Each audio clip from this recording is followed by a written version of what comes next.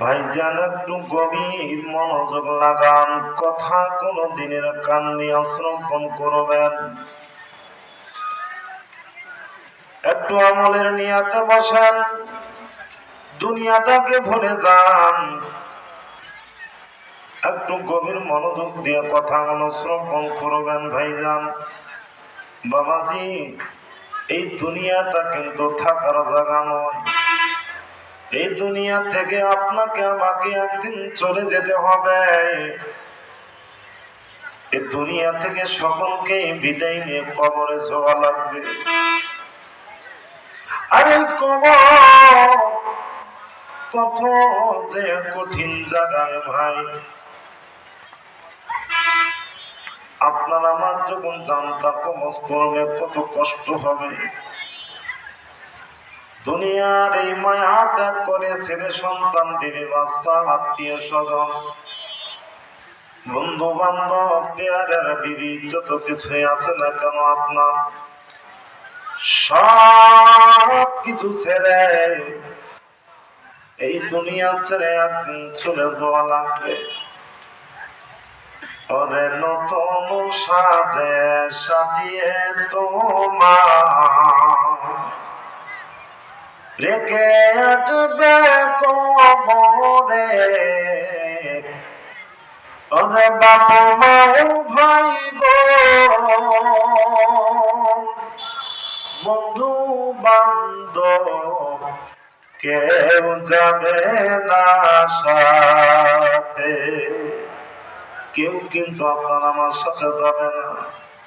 যাদেরকে নিয়ে আপনি দুনিয়ার জমিনে চললেন, যাকে ছাড়া আপনি একটা চাও খান নাই, যার জন্য আপনি আপনার সন্তান সন্ততির জন্য এত কষ্ট করে হারাম হালাল কিছুই বুঝতেছেন না, আল্লাহর ইবাদত ছেড়ে দিয়ে আপনি শুধু দুনিয়ার প্রেমে পাগল হয়ে গেলেন।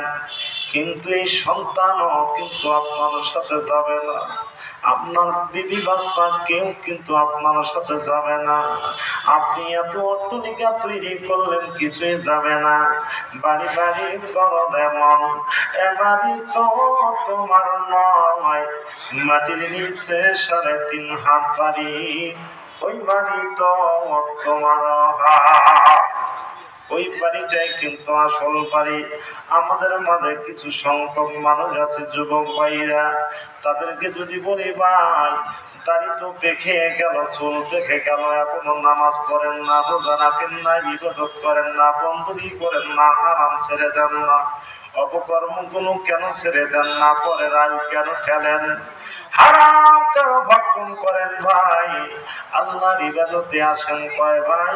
আমার তো খালি অল্প বয়স, 40, 45, 50 বছর, এটা বায়ুতে আমার চুল দাড়ি গুলো পেকে গেছে, ঠিক কিনা? ভাই ধরছে ভাই। ওরে ছেলে বলে বাবা তোমার চুল পেকেছে, আমার মেয়ে বলে বাবা চানের দাড়ি পেকেছে। আমি বলি আমার মরার চিঠি এসেছে, ও ভাই আমি বলি আমার মরার চিঠি এসেছে। ছেলে বলে বাবা তোমার চুল পেকেছে, আমার মেয়ে বলে বাবা চানের দাড়ি পেকেছে। আমি বলি আমার মরার চিঠি এসেছে, ও ভাই আমি বলি আমার মরার চিঠি এসেছে। আমার বউ বলেছে বায়ু চড়াই পাবে ধরেছে চুলের গলায় গো, আমার বউ বলেছে বায়ু চড়াই পাবে ধরেছে চুলের গলায় গো, আমার বউ জানে না কোন কারণে চুল পেকেছে, আমার বউ বোঝে না কোন কারণে দাড়ি পেকেছে। আমি বলি আমার মরার চিঠি এসেছে, ও ভাই আমি বলি আমার মরার চিঠি এসেছে, ঠিক কিনা? শরীর আমার আগের মতো চলে না তেমন, শরীর বুঝি হয়ে গেছে কেমন রে কেমন, শরীর আমার আগের মতো চলে না তেমন, শরীর বুঝি হয়ে গেছে কেমনের কেমন। কোন কারণে শরীর আমার দুর্বল হয়েছে, ও ভাই কোন কারণে শরীর আমার দুর্বল হয়েছে। আমি বলে আমার মরার চিঠি এসেছে, ও ভাই আমি বলে আমার মরার চিঠি এসেছে। চোখে আমি আগের মতো দেখি না তেমন, চোখ বুঝি হয়ে গেছে কেমনের কেমন। কোন কারণে কোন কারণে চোখের পাওয়ার কমে গিয়েছে, ও ভাই কোন কারণে চোখের পাওয়ার কমে গিয়েছে। আমি বলি আমার মরণ চিঠি এসেছে, ও ভাই আমি বলি আমার মরণ চিঠি এসেছে।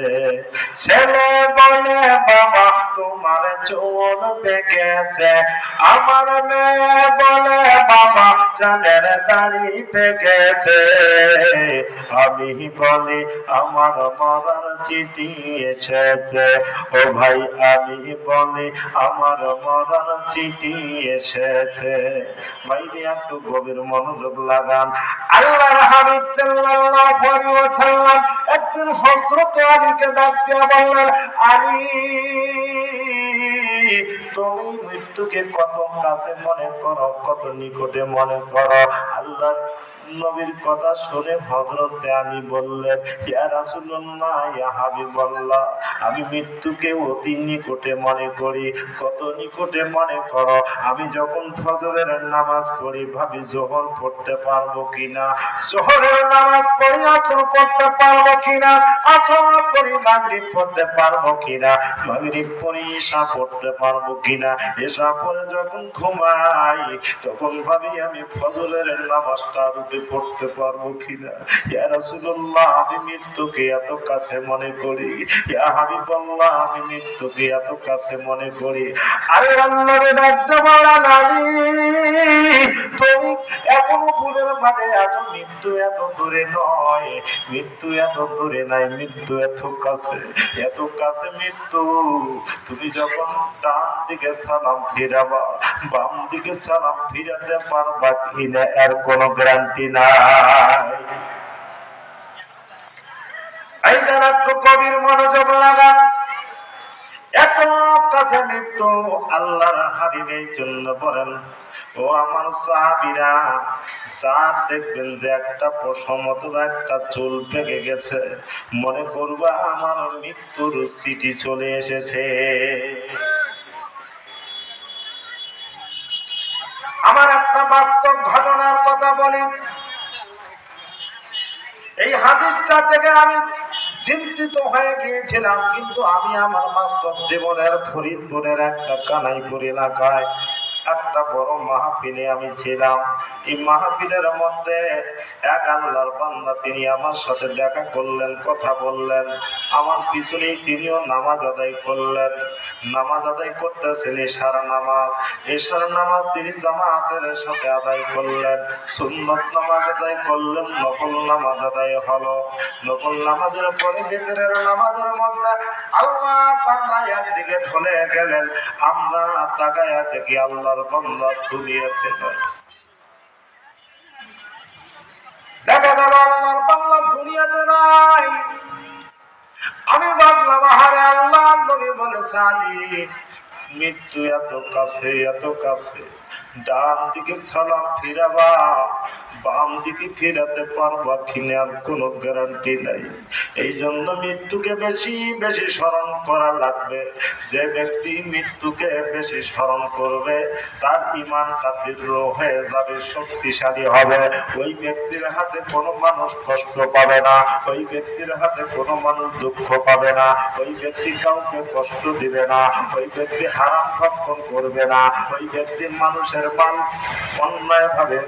অন্যায়ভাবে কারো মাল ভক্ষণ করবে না, কারো সম্পদ তিনি অন্যায়ভাবে ভক্ষণ করবে না। কারণ মৃত্যু তিনি সামনে রেখেছেন, কখন না জানি মৃত্যু হয়ে যায়। এই জন্য ভাইজান আমার বিষয়টা কিন্তু আর একদিকে ছিল, আমি কিন্তু এই দিক থেকে আলোচনাটা করে কেবলমাত্র প্রবেশ করলাম। বাইরে দুনিয়াতে থাকা যাবে না, এই জন্য আল্লাহ ওলিদের সোহবতে যাওয়া লাগবে, আল্লাহ ওলির দরবারে যাওয়া লাগবে। এই ঘোষণাটা আমার নাই, আমার নয়, আমার আল্লাহ পাক নিজে জানায়া দেয়, ইয়া আইয়ুহাল্লাযীনা আমানুত্তাকুল্লাহ, তোমরা আল্লাহকে ভয় করো, আল্লাহকে ভয় করার মতো ভয় করো, ওয়া কুনু মা'আস সাদিকিন, তোমরা সত্যবাদীদের নিকটে যাও, আল্লাহর ওলিদের সংস্পর্শে যাও। আল্লাহর ওলিদের সংস্পর্শে গেলে লাভটা কি হবে? আল্লাহর ওলিদের কাছে গেলে আপনিও আল্লাহর ওলি হয়ে যাবেন। প্রথম খাঁটি হলো কবর। এই কবরের মধ্যে আপনাকে আমাকে তিনটা প্রশ্ন করবে। কয়টা? তিনটা প্রশ্ন করবে। এক নম্বর হলো মান রব্বুকা, তোমার রবকে। মান দিনুকা, তোমার দিন কি। মান নাবিয়ুকা, তোমার নবীকে। তোমরা যে নবীকে চেনো না, জানো না, নবীকে তোমরা মরা নবী মনে করো, কিন্তু আপনার আবার কবরে প্রশ্ন হবে নবীকে। এই প্রশ্নের উত্তরটা যদি আপনি সঠিকভাবে জবাব দিতে না পারেন, নবীকে যদি আপনি চিন্তা না করেন, আপনার কবরে জাহান্নামের বিছানা বিছিয়ে দেওয়া হবে। আপনার কবরে জাহান্নাম থেকে একটা সুড়ঙ্গ হয়ে যাবে, জাহান্নামের আযাব চালু হয়ে যাবে। এই আযাব আর কোনোদিন বন্ধ হবে না। আর আপনি যদি নবী চিনতে পারেন, নবীর মহব্বত যদি আপনার অন্তরে থাকে, আপনি তিনটা প্রশ্নের উত্তর সঠিকভাবে দিয়ে দেবেন। তিনটা প্রশ্নের সঠিক উত্তর যদি আপনি দিতে পারেন, আপনাকে এমন ঘুমায়া যাবে, জান্নাতের সুবাস শুরু হয়ে যাবে, জান্নাতের সাথে আপনার ঘেরান আসবে। আপনি এমন ঘুমায়া যাবেন, যখন ইসরাফিল সিংহার মধ্যে ফু মারবে, যখন কিয়ামত সংঘটিত হবে, ইজা জুলজিলাতিল আরদু জিলজালাহা, পৃথিবীটা ঝুঁকুনি দেবে, কড়াভাবে কেঁপে উঠবে, ওয়া আখরাজাতিল আরদু আসকালাহা, মাটিগুলো বের করে দিবে তার সমস্ত বোঝা। ওয়া ক্বালাল ইনসানু মালাহা, মানুষ বলবে আরে কি হলো, কি হলো, কি হলো। সেই দিন আপনি বলবেন আরে কি বল মাত্রই নাকি আমি ঘুমাইলাম, এর মাঝে আমাকে কে ডাক দেয়। আরামের ঘুম ভাইজান, আরামের ঘুম যদি আপনার হয়, ফজর আযানের সময় মনে হয় যে এই তো মাত্র ঘুমাইলাম, এর মাঝে আযান দেয়। আর দেখবেন যদি একদিন আপনার রাতের মধ্যে কোনো রোগের মধ্যে আপনি কঠিন রোগে আক্রান্ত হয়ে যান, আপনি দেখবেন আপনার রাতটা আর শেষ হয় না। আহারে কখন রাতটা শেষ হবো, কখন ডাক্তারের কাছে যাবো, ওষুধ আনবো, রাত শেষ হতে চায় না। কিন্তু আরামের ঘুম ঘুমাইলে রাতটা কুদি যায়, টের পাওয়া যায় না। এই যে কিয়ামত পর্যন্ত আপনি কবরের মাঝে ঘুমিয়ে থাকবেন, আপনি টের পাবেন না। এর মধ্যে যখন কিয়ামত সংঘটিত হবে, সব মানুষগুলো সেদিন পতঙ্গের মতো হয়ে যাবে। মানুষগুলো কি হবে? পতঙ্গের মতো হবে। আল কারিআতু মাল কারিআ, মহাপ্রলয় কি সে মহাপ্রলয়। ওমা আদরাকা মাল কারিআ, কি সে মহাপ্রলয়। ইয়াউমা ইয়াকুনুন নাসু কাল ফারাশিল মাবসুস, মানুষগুলো কীট পতঙ্গের মতো হয়ে যাবে।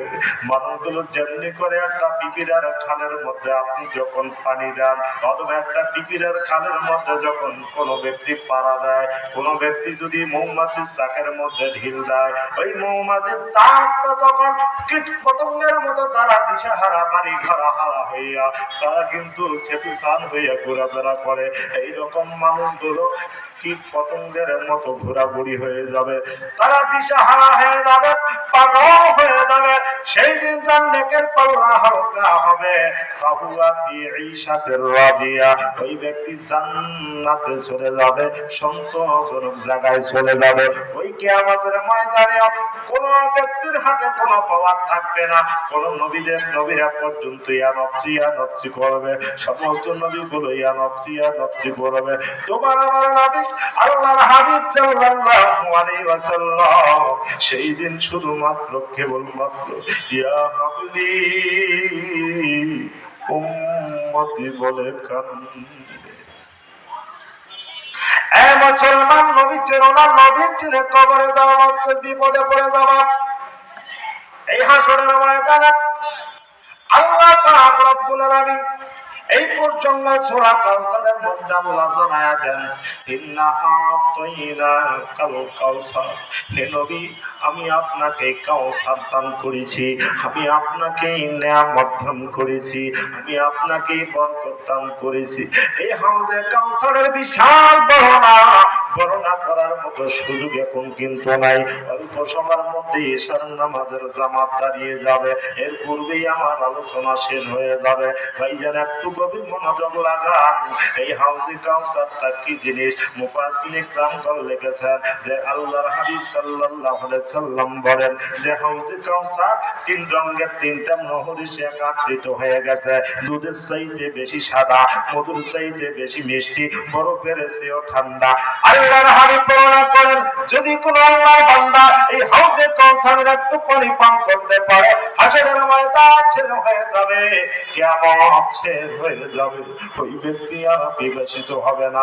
আপনার মধ্যে যদি নবীর প্রেম থাকে, নবীর মহব্বত থাকে, নবীর ভালোবাসা থাকে, হাসরের ময়দানে আপনি আমি হাউজে কাউসার পেয়ে যাব। হাউজে কাউসার পাওয়ার মাধ্যম হলো এক নম্বর নবীর প্রেম। এরপরে আল্লাহ পাক রব্বুল আলামিন বলেছেন ফাসাল্লি রাব্বিকা ওয়ানহার, নামাজ পড়ো আর কুরবানি করো।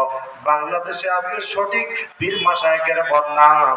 এই বদনাম হওয়ার পিছনে একটাই কারণ, কিছু ভণ্ড পীরের কারণে। যারা বলে নামাজ লাগে না, পীরের কাছে মুরিদ হইলে নামাজ লাগে না, এই কথাটা যারা বলে এদের জন্য আজকে হক্কানি পীর মাশায়েখের বিপদ আছে না নাই? হক্কানি পীর মাশায়েখের বিরোধিতা করে, কিন্তু হক্কানি পীর মাশায়েখরা কোনোদিনও আপনাকে নামাজ থেকে বিরত রাখবে না, আপনাকে দাওয়াত দেবে নামাজ পড়েন, নামাজ পড়েন, নামাজের গুরুত্ব আলোচনা করে, ঠিক কিনা? নামাজ পড়া লাগবে, নামাজ ছাড়া জান্নাতে যাওয়া যাবে না। এখন আমরা হেলায় হেলায় খেলায় খেলায় বিভিন্ন ভাবে কিন্তু নামাজ ছেড়ে দিতেছি, ঠিক কিনা? বিভিন্ন কাজের অজুহাতে নামাজ ছেড়ে দেয়। নামাজকে বলো না কাজ আছে, কাজকে বলো আমার নামাজ আছে। নামাজকে বলো না কাজ আছে, কাজকে বলো আমার নামাজ আছে। নামাজ বিহীন পরপারে কি জবাব দিবে তুমি প্রভুর কাছে, ঠিক কিনা? ফজর কাটে ঘুমের ঘরে, জোর কাজে কাজে, আসর কাটে খেলায় ধুলায়, মাগরিব মাঝে মাঝে, এশার সময় হলে পড়ে থাকো মিশে দুনিয়ার পিছে। নামাজকে বলো না কাজ আছে, কাজকে বলো আমার নামাজ আছে। চলবে।